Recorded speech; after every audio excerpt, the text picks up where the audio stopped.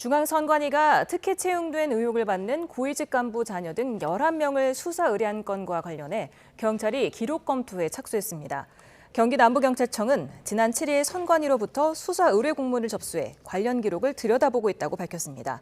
선관위는 특혜를 받고 채용된 의혹을 받는 선관위 소속 고위직 간부 자녀 등 11명을 직권남용, 국가공무원법 위반 등의 혐의로 경기 남부청에 새로 수사 의뢰했습니다.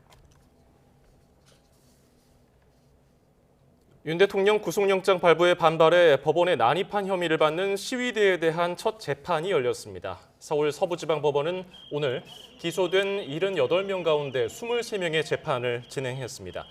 재판에서 일부 피고인 측은 스크럼을 짜서 공수처 차량을 막거나 공수처 직원을 폭행, 감금한 사실이 없다며 공소 사실을 부인했습니다.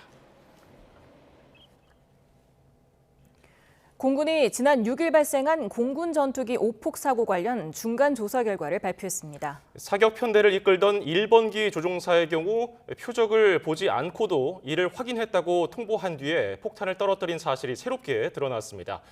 3번의 확인 절차를 모두 무시하면서 오폭으로 이어진 것으로 조사됐습니다. 박희재 기자입니다. 이영수 공군 참모총장이 전투기 오폭 사고 나흘 만에 국방부 브리핑룸에 나왔습니다.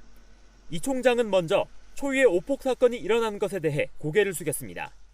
초유의 오폭 사고로 국민들의 평온한 일상을 무너뜨리고 다치게 하고 재산 피해를 입힌 점 머리 숙여 사과드립니다. 이어 중간 조사 결과도 직접 발표했습니다. 당시 훈련에 나섰던 1번기에 잘못 입력된 좌표가 오폭으로 이어진 점을 다시 한번 확인했습니다. 관련해 공군은 좌표가 맞는지 3차례 동안 재확인할 의무가 있었지만 그러지 않았다고 말했습니다. 표적 좌표 입력이 잘못되었는데 조종사가 적어도 3차례 재확인해야 했으나 하지 않았습니다. 조종사는 좌표를 입력할 때와 이륙 전 최종 점검, 그리고 폭탄 투하 직전 육안으로 좌표를 확인하는 과정이 필요합니다.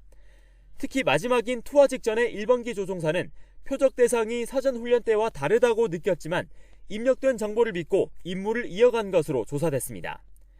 이와 함께 이 과정에서 1번기 조종사는 표적을 육안으로 확인하지 못하고도 표적을 확인했다고 최종 공격 통제관 JTAC에 통보한 뒤 투하한 것으로 나타났습니다. 정해진 탄착 시간을 맞추느라 조급해졌기 때문이라는 것이 공군 측 설명입니다. 또 좌표 입력 경위에 대해서 공군은 같은 편대인 KF-16 조종사 2명이 훈련 전날 동일한 데이터베이스인 비행임무 계획 장비에 2명이 함께 좌표를 넣어 이동장치 비행자료 전송 장치를 거쳐 각각의 전투기로 입력했다고 말했습니다.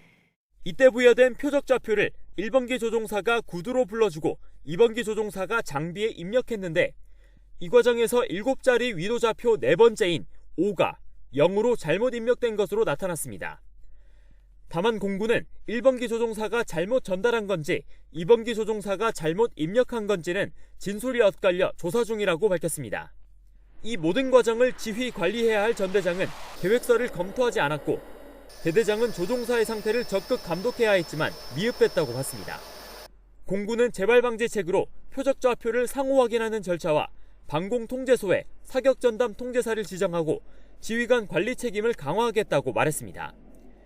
이어 김선호 국방부 장관 직무대행은 포천 오폭 사고 현장을 방문해 피해 수습 상황을 살폈습니다. 이번 사고가 조종사의 무사한 일과 지휘감독 소홀이라는 인재로 드러나면서 국방부는 조사본부를 통해 관련 수사에 착수했습니다. YTN 박희재입니다.